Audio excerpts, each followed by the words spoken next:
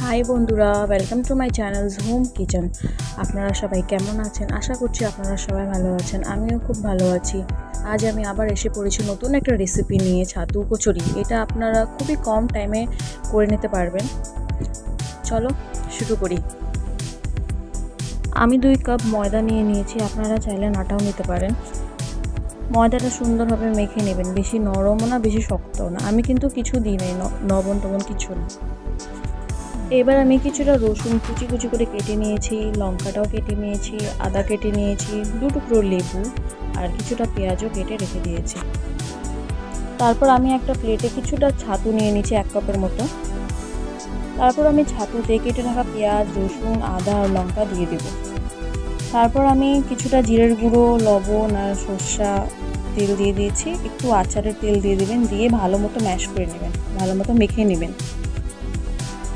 দেখুন আমার ছাতু কিন্তু মাখা হয়ে গেছে, কি সুন্দর হয়েছে ছাতুটা। আর এদিকে আমার ময়দার লিচিও রেডি হয়ে গেছে।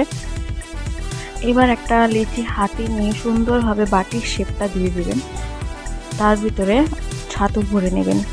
ছাতু ভরার পরে ভালো মতো প্যাক করে নেবেন, যে তেলে দেওয়ার পরে বের না হয়, নাহলে ফেটে যাবে, তো সব নষ্ট হয়ে যাবে। তো ভালো মতো এটা প্যাক করে নেবেন। প্যাক করে হাতের মধ্যে হালকা করে প্রেস করবেন, বেশি প্রেস করবেন না, নাহলে সাইড দিয়ে ছাতুগুলো বের হয়ে যাবে।